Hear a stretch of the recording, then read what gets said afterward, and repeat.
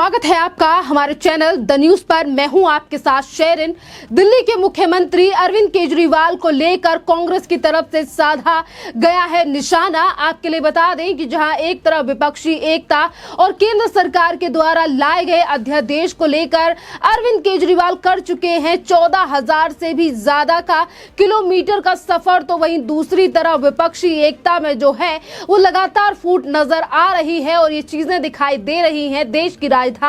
दिल्ली में। आपके लिए बता दें कि जहां एक तरफ हमेशा से यानी कि केजरीवाल कांग्रेस के ऊपर कटाक्ष कर बयानों से बच रहे हैं, तो वहीं दूसरी तरफ डीटीसी के 14,000 कर्मियों को पेंशन ना देने के मामले को लेकर कांग्रेस ने उठाए हैं दिल्ली की आम आदमी पार्टी सरकार पर सवाल। दरअसल आपके लिए बता दें कि दिल्ली प्रदेश कांग्रेस कमेटी के वरिष्ठ प्रवक्ता और पूर्व विधायक हरिशंकर गुप्ता ने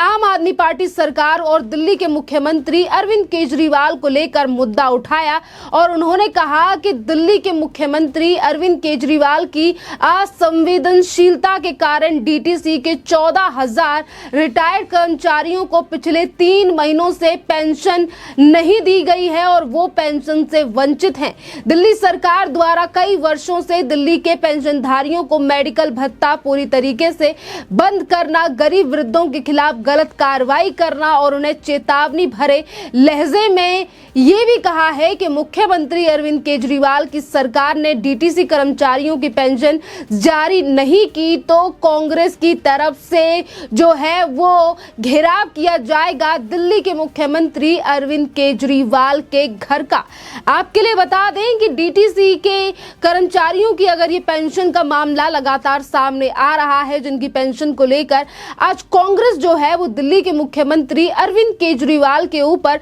हमलावर है, तो वहीं ये भी कहा गया है कांग्रेस के नेता हरिशंकर गुप्ता की तरफ से कि दिल्ली के मुख्यमंत्री अरविंद केजरीवाल का नजरिया अब बदल गया है और वो अब दिल्ली को अनाज छोड़कर और यानी कि और राज्यों की तरफ ध्यान देने की यानी कि दिल्ली की जनता पर ध्यान देने की बजाय प्रतिद्वंदी राजनीति के तहत बेबुनियादी अधिकारों की लड़ाई में व्यस्त हैं। यानी कि ये करारा हमला बोला गया है कांग्रेस की तरफ से दिल्ली के मुख्यमंत्री अरविंद केजरीवाल के ऊपर, क्योंकि एक तरफ दिल्ली के मुख्यमंत्री अरविंद केजरीवाल हरियाणा के जिंद में जाकर यात्रा निकाल रहे हैं, तो वहीं दूसरी तरफ केंद्र सरकार के द्वारा लाए गए अध्यादेश को लेकर वो सभी पार्टियों को एकत्रित करने की कोशिश कर रहे हैं कि आम आदमी पार्टी को जो है वो समर्थन दिया जाए राज्यसभा में इसी अध्यादेश को लेकर। पर वहीं दूसरी तरफ कांग्रेस जो है वो आम आदमी पार्टी को दूर दूर तक जो है वो समर्थन करती हुई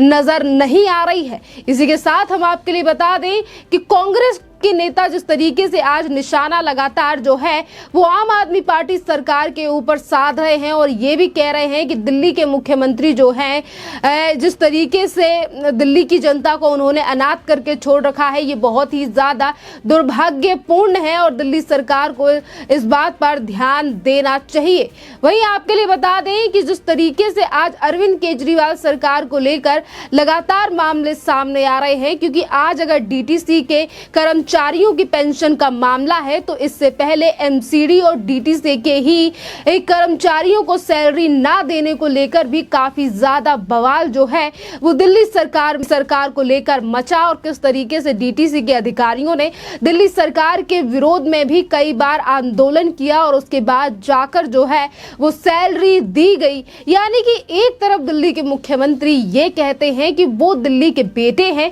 पर वहीं दूसरी तरफ जो जमीनी हकीकत है वो कुछ और ही नजर आ रही है। जिस तरीके से आज बीजेपी हो या कांग्रेस दोनों की तरफ से ही आज आम आदमी पार्टी सरकार के ऊपर लगातार निशाना साधा जा रहा है और कहा जा रहा है कि दिल्ली की जनता जो है वो अनाथ छोड़ दी है दिल्ली के मुख्यमंत्री अरविंद केजरीवाल ने। दरअसल ये अनाथ कहने ये जिस तरीके दरअसल आज कांग्रेस की तरफ से जिस अराज शब्द का इस्तेमाल किया गया है, इसके पीछे का कारण यही है कि राहुल गांधी से भी उन्होंने पहले मुलाकात की, उसी के साथ मल्लिकार्जुन खड़गे से मुलाकात करके अरविंद केजरीवाल की तरफ से समर्थन मांगा गया था अध्यादेश पर, जिस पर कांग्रेस के कई विधायकों ने विरोध जताया और कहा कि ये संभव नहीं है और उन्हें कांग्रेस यानी कि कांग्रेस को आम आदमी पार्टी का समर्थन नहीं करना चाहिए। तो वहीं दूसरी तरफ अब आम आदमी पार्टी सरकार के खिलाफ जो है वो लगातार हल्ला बोला जा रहा है कांग्रेस की तरफ से, क्योंकि आपके लिए बता दें कि आज अगर अध्यादेश के बहाने दिल्ली के मुख्यमंत्री अरविंद केजरीवाल विपक्षी पार्टियों से मिल रहे हैं, चाहे फिर वो बिहार के मुख्यमंत्री नीतीश कुमार हो, उत्तर प्रदेश के पूर्व मुख्यमंत्री अखिलेश यादव हो, तमिलनाडु के मुख्यमंत्री एम.के. स्टालिन हो या फिर वो केरल जाना हो, जिस तरीके से यात्रा कर रहे हैं अरविंद केजरीवाल, एक तरफ अध्यादेश को लेकर समर्थन मांगा जा रहा है तो वहीं दूसरी तरफ सियासी गलियारों में ये भी खबर है कि अरविंद केजरीवाल जो हैं ये अध्यादेश को लेकर मीटिंग इसीलिए भी कर रहे हैं क्योंकि उन तमाम चीजों पर जानना चाहते हैं कि आखिरकार 2024 में अगर अरविंद केजरीवाल किसी पार्टी के साथ अलायंस करके चुनाव लड़ते हैं तो उन्हें कितना ज्यादा समर्थन मिलेगा, और इसीलिए अरविंद केजरीवाल जो हैं वो 14,000 की हवाई यात्रा, 14,000 किलोमीटर की जो है हवाई यात्रा कर चुके हैं, जिस तरीके से वो देश में घूम रहे हैं और पार्टियों का समर्थन मांग रहे हैं इस अध्यादेश को लेकर। पर अब देखना अहम रहेगा कि जिन राज्यों में जाकर और 2024 के चुनावों की तैयारी दिल्ली के मुख्यमंत्री अरविंद केजरीवाल की तरफ से की जा रही है और वहीं दूसरी तरफ दिल्ली की जनता काफी ज्यादा त्रस्त नजर आ रही है, चाहे फिर वो डीटीसी के कर्मचारी हो या फिर पहले वो डीटीसी के ड्राइवर्स की भी हालत काफी ज्यादा इसी तरीके से खराब थी। और अभी तो कुछ दिन पहले ये भी खबरें सामने आई थी कि एमसीडी में भी कुछ ऐसा ही बुरा हाल तो नहीं है, जिस एमसीडी के बलबूते दिल्ली के मुख्यमंत्री अरविंद केजरीवाल ने एमसीडी के समय पर चुनाव प्रचार किया और आम आदमी पार्टी की तरफ से ये कहा गया कि हम जो है वो एमसीडी में एक सफल और अच्छी सरकार लेकर आएंगे, पर आज एमसीडी से लेकर डीटीसी के हालात जो हैं वो काफी ज्यादा खराब दिखाई दे रहे हैं। तो वहीं दूसरी तरफ